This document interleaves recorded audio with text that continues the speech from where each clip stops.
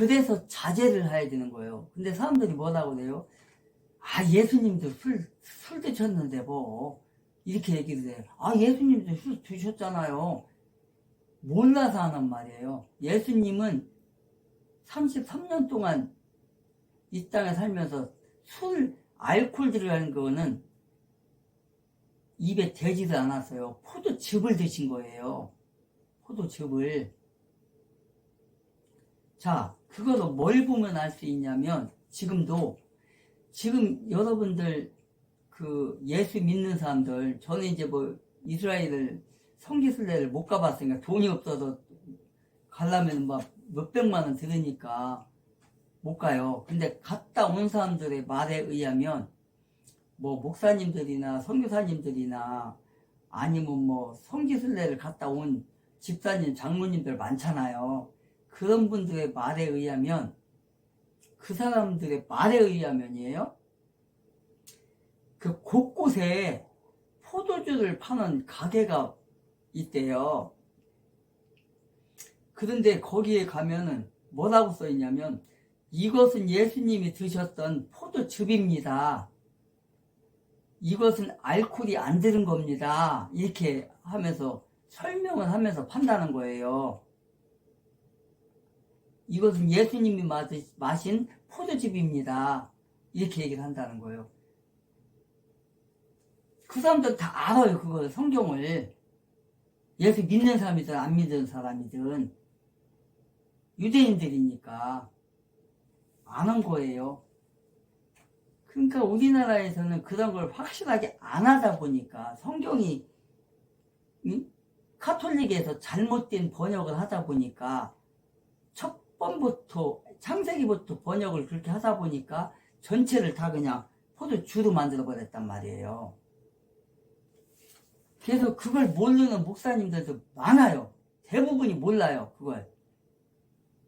그건 신학생들이 알겠어요? 목사들이 알겠어요? 모른단 말이에요. 깊이 배우지 않으면. 자, 그래서 예수님은 단 한 번도 포도주를 먹은 적이 없다. 술을. 포도즙을 드셨다. 그 설명을 하는 거예요. 그래서 저는 포도즙이라고 하는 거예요. 그래서 그 사람들한테 그 얘기를 해요. 제가 예수님은 당신이 생각하는 것처럼 포도주를 마신 적이 없다. 알코올을 드신 적이 없다. 포도즙을 드셨지. 근데 아무리 설명해도 못 알아들어요. 끝까지 우겨요. 그래서 알았다고 하고 말아요. 그리고 이제 또 이렇게 설명하다 보니까 뭐가 생각나냐. 선짓국 먹는 거 있잖아요. 그거 갖고도 저는 많이 실갱이를 많이 해요. 목사님들이나 신학생들이나 예수 믿는 사람들하고. 저는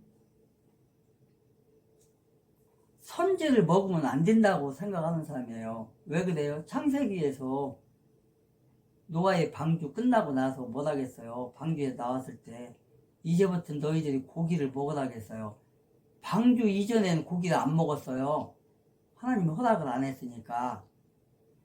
노아의 방주가 끝나고 나서 이제 하나님이 이제 새로운 그 약속을 준 거예요.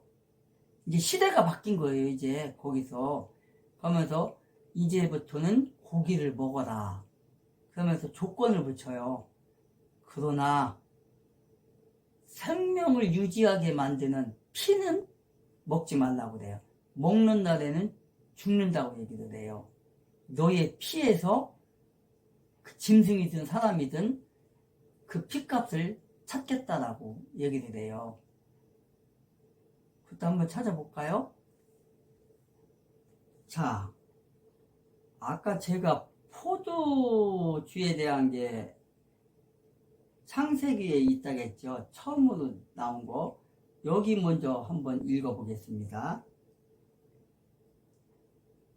창세기 9장에 나와 있어요. 창세기 9장 20절부터 읽어보겠습니다.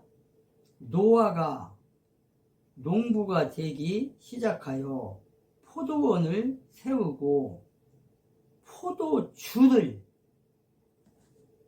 아까 읽었을 때가 틀리죠? 아까는 포도즙이라고 했어요, 제가. 21절에 보니까 20절에서는 노아가 농부가 되어 농부를 시작하여 포도원을 만들었대요. 포도원을 세우고 농사를 져서 이제 21절에 보니까 포도주를 마신 뒤 취해 자기 장막 안에서 덥지 않은 채 있었더니 가나안의 아버지 함이 자기 아버지의 벌거벗음을 보고 밖에 있는 자기의 두 형제에게 고하매 이렇게 되어 있어요. 아까 포도주라고 나온 게 여기 있다고 처음에 나왔다겠죠? 이 장면입니다. 자, 이제 그 피에 대해서 보겠습니다. 피에 대해서. 자, 창세기 9장에 보니까 2절부터 보니까 하나님께서 노아에게 약속하는 거예요, 지금.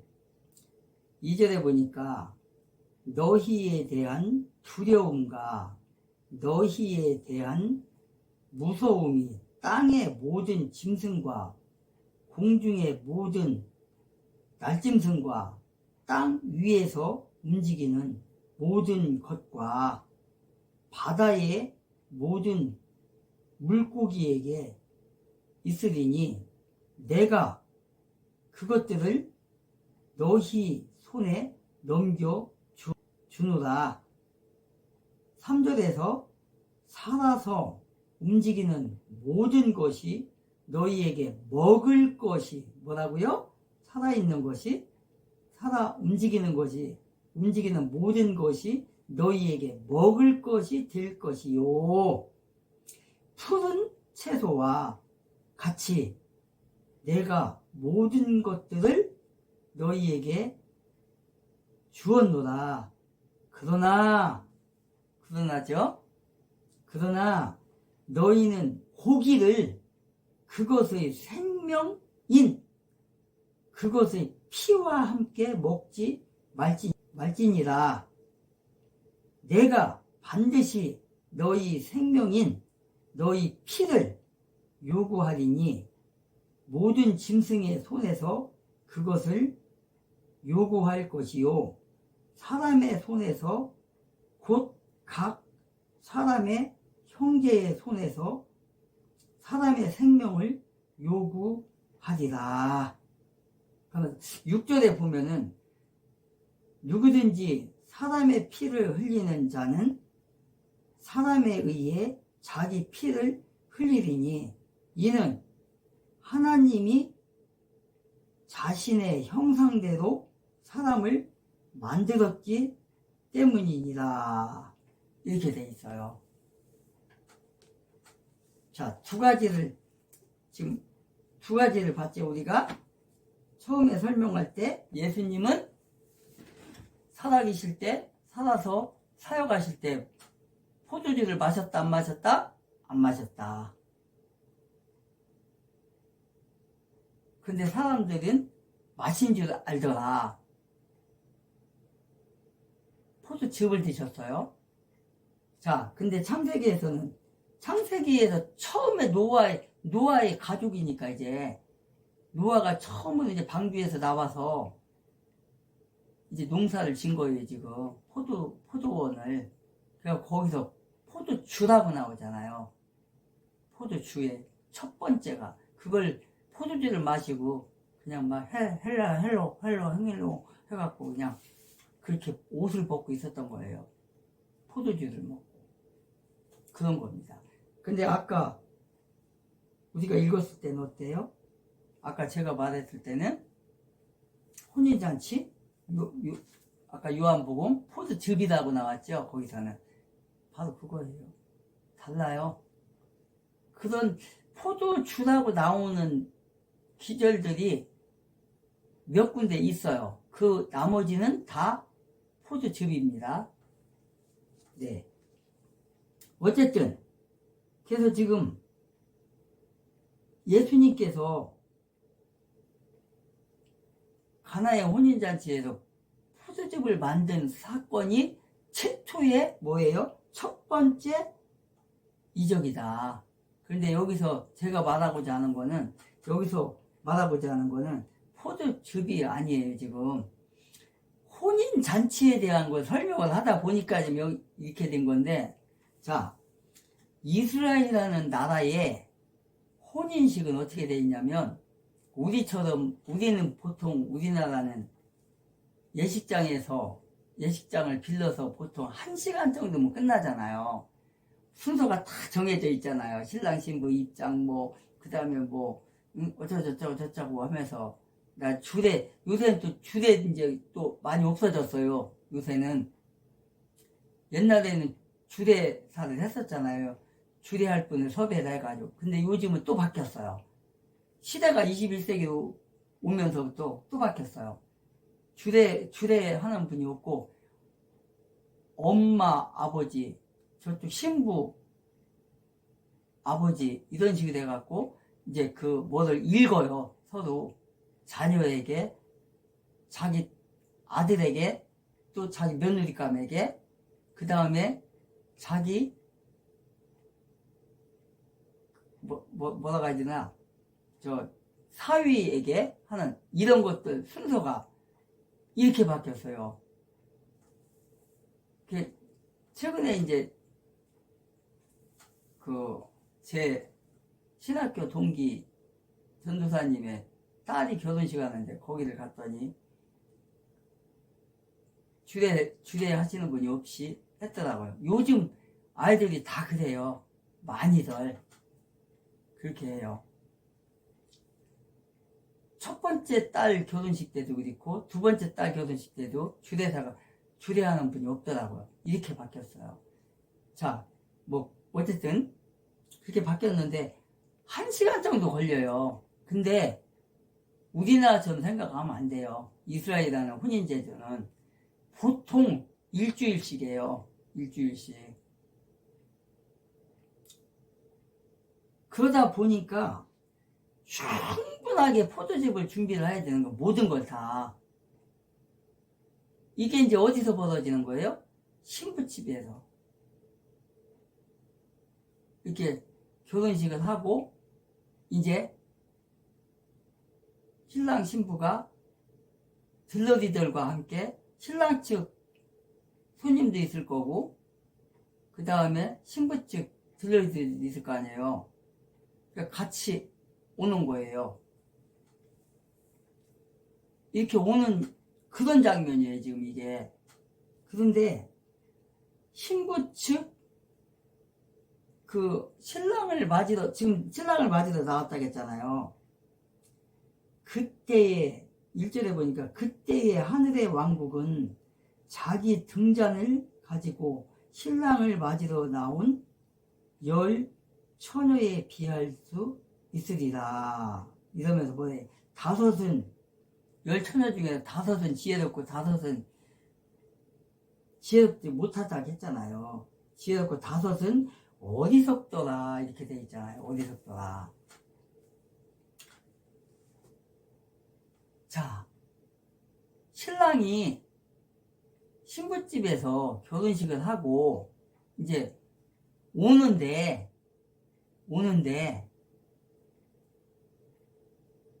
늦어지는 거야. 지금 이게 늦어지는 거예요. 지금 이때야 저때야 초저녁부터 기다리고 있는데, 낮에부터 이제 기다렸겠죠. 기다리고 있는데 안 오는 거예요. 그래서 어정쩡해서 안 오고, 이스라엘이라는 나라는 하루 시작하는 게 저녁부터 오후부터 시작을 하거든요. 우리나라하고 달라요. 우리는 아침부터 시작하잖아요. 이스라엘 나라는 그렇지 않아요. 이때 당시에 이 성경 기록할 때 저녁 시간부터 따져서 이렇게 하루가 시작이 돼요. 그래서 그 예수님 십자가에 달릴 때도 그런 식으로 된 거예요. 그게 다 다 이유가 있어요. 어쨌든 그래서 기다리고 있는데 지금 뭐라고 그래요? 등잔을 준비를 했고 기름을 준비해야 되는 거잖아요. 자, 근데 여기서도 또 뭐가 있냐면 등잔이라고 했잖아요. 여기서. 자, 여러분들 여기에 대해서도 등잔이라고 했는데 옛날에 우리나라도 이제 등잔을 썼었잖아요. 전기 없을 때. 저도 이제 등잔 세대인데, 그래서 두 가지를 쓴단 말이에요. 방에서는 등잔, 요만하잖아요. 요만해가 동그란 해가지고, 이렇게 위에는 이제 그 심지 꽂으려면 이렇게 해갖고, 거기다 심지를 꽂고, 그 다음에 그 안에다가 요만한 거기에다 이제 등잔을, 이제 기름을 넣고, 이제 딱 뚜껑을 닫고, 이제 거기서 기름이 떠질 때까지 되는 거잖아요. 그 등잔이 있고, 그 다음에 등이 따로 있어요, 등. 밖에서 나올 때 등잔 갖고 나면 그냥 꺼져버리잖아요. 등을 갖고 나온단 말이에요. 등을. 그런데 또 여기서 얘기하는 이거는 횃불이에요, 횃불. 횃불. 사사기에 보면은 기도원에 300용사 있잖아요. 거기서 횃불을 갖고 쳐들어가는 거예요. 그 항아리에다 감춰갖고 쳐들어가잖아요. 그 횃불이에요. 그래서 한 15분마다 한 번씩 기름을 부어줘야 되는 거예요. 이게. 그런데 지금, 그러니까 여기서 나오는 건 등잔이라고 여기 번역이 되어 있는데 등잔이 아니고 이거는 횃불을 얘기하는 거예요. 횃불. 어쨌든 간에 이렇게 해서 이제 신랑을 기다리다가 신랑이 너무 늦어지는 거야 지금. 그래갖고 다 좋은 거예요 지금. 이게 다 졸았어요. 지금 그런 장면입니다 지금. 그래서 이 예수님의 이 비유에서 열 처녀 중에서 5명은 지혜롭고 5명은 어리석다고 됐어요. 이게 무슨 말이냐?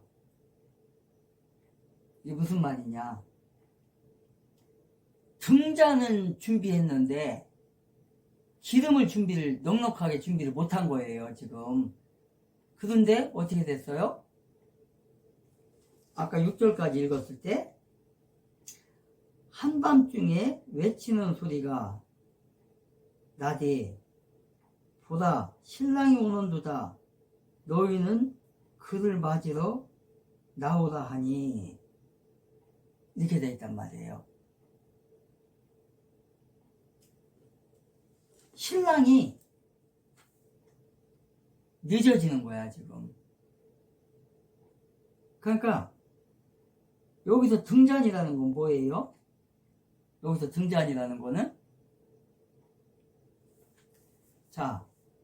등잔은 뭐냐면 교회로 따졌을 때 직분을 말하는 거예요. 직분. 교회 가면 뭐가 있어요? 목사님도 있고 장로님도 있고 우리 침례교단은 장로는 없어요. 장로가 있기는 한데 그냥 이름만. 왜 그러냐면 장로교에서 막 장로들이 그 침례교단을 보고 너희는 뭐 장로도 없고 우리 밑에잖아 이러니까 그냥 불러주는 장로도 그냥 만들어 버렸어요. 그전에는 없었는데. 어쨌든 간에 안수 집사가 있고 집사가 있고 막 이렇잖아요. 그런 걸 얘기하는 거예요 지금 이게. 그래서 이스라엘이라는 나라의 결혼 제도에서 그 풍습을 지금 말을 하고 있는 거예요. 그래서 유대 사회에서는 혼인 날짜가 뭡니까? 정해지면 먼저 신랑이 친구들과 함께 신부 집으로 가서 어떻게 한다는 거예요? 결혼식을 하는 거예요.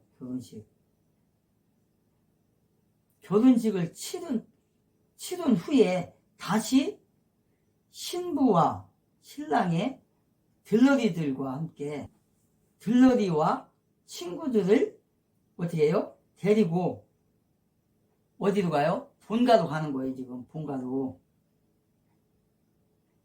자기 집으로 가서 어떻게 해요? 자기 집으로 가서 성대하게 또 축제를 나눠요. 잔치가 또 열려요. 이게 지금 그 장면이에요. 이게 신랑 집으로 가는데 이게 그 장면이에요. 그래서 이 비유에서 열처녀는 신부의 들러리들로서 뭐예요? 신부의 집에서 나오는 신랑 일행을 맞아 신랑 집에서 벌이는 혼인잔치에 지금 가고자 기다리는 중인 거예요. 지금. 그런데 어떻게 했다고요? 이때랴 저때랴 신랑은 늦어져요. 신랑이 보통 저녁에 나와서 늦을 때는 한밤중 혹은 새벽에 나올 때도 있다는 거예요. 새벽에 나올 때도. 그래서 언제 올지 모르는 거야 지금. 언제 올지를. 그 신랑이. 그래서 지금 어떻게 했다는 거예요? 기다리고 있는 거예요. 계속. 기다리고. 1절에 신랑을 맞으러 나간 열처녀 그들 중에 5은 지혜롭고 5은 어리석다. 그런데 뭐라고 3절에서 어리석은 자들은 등잔을 준비하지 못했다. 3절에서 어리석은 자들은 등잔을 준비하지 못했다. 이렇게 나오는 거예요. 지금. 그래서 그러면은 미련한 5처녀와 슬기로운 5처녀. 그러니까 뭡니까? 여기서 등잔과 기름. 교회를 가면 우리가 교회를 가면 봉사하는 사람들이 직분자들이 많이 있잖아요. 집사도 있고 권사도 있고 장로도 있고 목사도 있고 평신도다가 좀 그런데 어쨌든 직분이 없는 사람들도 있단 말이에요. 자, 그러면은 교회를 가면은 작은 교회야 뭐 이렇게 뭐라고 해야 되나 뭐 봉사할 것도 없어요. 솔직히 작은 교회는 그냥 예배 드리고 그냥 식사 그냥 같이 해서 먹고 그냥 몇 명 있으니까 이렇게 하고 말아요. 근데 큰 교회는 어때요? 뭐 몇백 명 있고 뭐 몇천 명 있고 몇만 명 있는 데는 일할 게 많아요. 주차장 관리도 해야죠. 또 찬양대 있죠. 차 운행하는 거 있죠. 있잖아요. 또 밥하는 사람들 있죠. 또 안내하는 사람 있죠. 하여간 뭐 수십 가지 돼요. 어쨌든 간에 이렇단 말이에요. 그 봉사를 얘기하는 거예요. 봉사 등은 그러니까 외형적으로 보이는 거 이건 그냥 교인이든 교인이 아니 그러니까 종교생활 하는 사람이든 진짜 구원 받은 사람이든 그 안에서는 잘 몰라요. 그러니까 등잔은 그거예요. 등잔은 외형적으로 보이는 거 외형적인 모습을 우리가 흔히들 볼 때 저 사람이 진짜 구원 받은 사람인지 안 받은 사람인지 모르잖아요. 같이 이렇게 교회 생활하다 보면 진짜 몰라요. 진짜 믿음이 좋다고 생각되는 사람들 있어요. 근데 교회에서는 어떻게 해요? 목사님들이나 이 장로들 장로님들이나 안수 집사님들이 어떤 사람이 교회 나온 지도 얼마 안 됐는데 열심히 봉사를 하고 막 새벽 예배 나오고 주일 예배 나오고 수요일 예배 나오고 하면 믿음이 좋다고 그래요.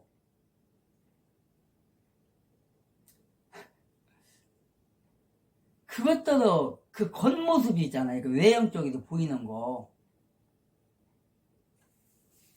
아니, 오늘부터 나가서 그렇게 할 수 있다니까요? 뭐, 운전 봉사도 하고, 막, 그냥, 찬양 봉사도 하고, 이거 다 할 수 있다니까요? 그게 외형적인 거예요. 그러나 그 사람이 구원 받았다고 볼 수는 없어요. 그러니까, 무슨 말을 하려고 하는 거예요, 지금? 이 등은 외형적인 신앙생활, 교회 출석하는 거, 봉사하는 거, 뭐, 전도하는 거 등등 여러 가지 이렇게 하는 것, 그것도 등잔이라고 그래요. 등잔. 그래서 지금 여기서 10처녀 중에서 5은 어떻게 했대요? 등잔을 가지고 신랑을 맞으러 나간 10처녀와 같다. 그들 중에 2절에 지혜롭고 5은 어리석더라. 이 말이 뭐예요? 어리석은 자들은 등잔을 가져가되 등잔과 함께 기름을 가져가지 아니하고, 지혜로운 사람은 4절에 지혜로운 자들은 자기 등잔과 함께 그릇에 기름을 가져갔더라. 이 기름을 가져갔더라. 지혜로운 사람은. 그러니까 첫 번째 어리석은 5처녀는 뭐예요? 구원받지 못한 사람을 얘기하는 거예요. 여기서. 그러니까 양과 염소가 있을 때 5은 염소고 5은 양인 거예요. 교회에서 아무리 봉사를 많이 하고 찬양 봉사를 많이 유다를 보라고. 유다, 예수님의 제자 유다. 3년 반 동안 유다를 따라서 다니며 그것도 뭐를 맡았어요? 재정을 맡은 사람. 재정이 뭐예요? 은행 업무를 맡았다는 거예요. 은행 업무를. 그거는 진짜 똑똑하고 정말 머리가 잘 돌아가고 이런 사람, 철저한 사람한테 맡기는 게 재정이에요. 그걸 맡은 사람이 바로 유다예요. 근데 유다가 구원 받았나요? 아니라고요. 예수님이 뭐라고 그래요? 이 사람은 안 태어난 것이 저한테 복이었다라. 그 얘기도 해요. 그리고 성경에서 뭐라고 그래요? 유다는 처음부터 구원받은 사람이 아니라고 나와요. 그렇다니까요? 아무리 교회에서 열심히 일을 하고 봉사를 하고 죽어라고 하고 하는 거 보고 사람들 눈에는 진짜 저 사람 믿음 좋다 하지만 그게 아닌 거예요. 그게 아니란 말이에요. 옛날에 제가 신학 공부 그때 이제 들어가기 전이네. 지금부터 한 25년 전이네요. 신학 공부를 시작하기 전 한 6개월 전인 것 같아요. 거기 이제 목사님이 저를 이제 데리고 신학교를 이제 가서 입학을 시켰는데 저를 그분에 의해서 제가 신학 공부를 하게 됐어요. 그분이. 제가 다른 공부하고 있을 때 내가 볼 때는 이 공부 그만두고 이제 신학 공부를 해야 될 것 같습니다. 저한테. 처음에는 저 이제 안 하려고 이제 막 그랬었는데 그 목사님 만나기 전부터 80년대 초반부터 이제 저는 하나님의 그 기도 중에 꿈속에서 받은 그런 사실 그 목회자의 그런 게 있었어요. 저한테 직접 보여줬어요. 한 3번을. 그랬는데도 제가 안 했어요. 그래서 그때 당시에 그 꿈속에서인지 환상 속에서인지 이렇게 받은 말씀, 찬송 이런 것도 있고요. 그래서 그때 이제 꿈에서 잠자다가 깨가지고 그거 이제 받은 거 있잖아요. 내가 깨보면은 찬양을 부르면서 깨요. 그리고 어떤 때는 그 성경을 읽는데 거기 읽으면서 깨요, 내가. 그래서 그걸 찾아봐요. 그 밤에, 새벽에. 그럼 영락없이 내가 읽던 곳이 진짜 그런 곳이 있는 거예요. 요한계시록도 받았고요. 그 다음에 찬송가. 산을 넘고, 그런 찬양이 있어요. 몇 장 몇 절 그거를. 그래갖고 그걸 찾아서 그때 당시에 거기다 기록을 해놨다고, 내가. 이거 언제, 어느 날, 며칠 날, 어디에서 받은 거다. 지금도 이제 제가 찬송가를 이제 쓰다 보면은 많이 바뀌잖아요. 그때마다 거기에다 다 써놔서 지금 갖고 있는. 네? 그러니까 공소 취소 안 하겠다고 하면 제가 다 항의할게요. 그리고 소속이 어떻게 되세요? 왜 본인 말을 못해요? 소속이 부끄러우세요? 부끄러우신 것 같은데요? 그러면 얘기하지 마세요. 그렇게 부끄러운 소속에 소속돼 있는 분이. 예. 줬다라고 증언했어요. 네. 이혼함에 돈을 왜 줬죠? 방북대가로 드린 거고요. 네, 다 진실이죠? 예. 이 증이면 위증의 처벌을 받는 거죠? 네. 네, 박상용 증인도 위증 법적 조치당했다는 걸 알려드리면서 서영교 위원장의 이런 행위는 명백하게 법에 어긋납니다. 네, 그래서 제가 소명은 당연히 국회에 소명하게 되어 있습니다. 위원장에 소명되어 있는 게 아니고요. 박영철 증인, 예. 필리핀에 리오남 왔어요? 안 왔어요? 그거는 제가 긴 얘기하지 마시고 네네. 거기에 있으면서 돈을 70만 불 줬으면 네. 이야기 주고 받았을 거 아닙니까? 리오남 왔어요? 안 왔어요? 정확하게 이쯤되면 안 됩니다. 말씀드리겠는데 제가 정확하게 말씀을 드리겠습니다. 제 판결문에 적시된 대로 저 재판 받은 거 맞고요. 리오남 저는 왔어요? 안 왔어요? 예, 왔습니다. 왔어요? 예. 네, 리오남 왔고 예. 리오남에게 돈 70만 달러 준 거죠? 돈은 제가 직접 주지는 않았고 돈은 회장님이 전달해 주셨고 회장이 계신 곳까지 안내를 했습니다. 그래서 리오남 봤어요? 못 봤어요? 봤습니다. 얼굴 봤어요? 예. 리오남 얼굴 봤어요? 예. 필리핀에서 예. 그날 대회에서 리오남 얼굴 봤다 이거죠? 예. 예, 위증하면 어떻게 되죠? 위증 처벌 받는 걸로 알고 있습니다. 예. 자, 오늘 정확하게 방용철 증인이 그날 리오남이 왔고 리오남에게 돈을 줬다라고 증언했어요. 네. 리오남에게 돈을 왜 줬죠? 방북대가로 드린 거고요.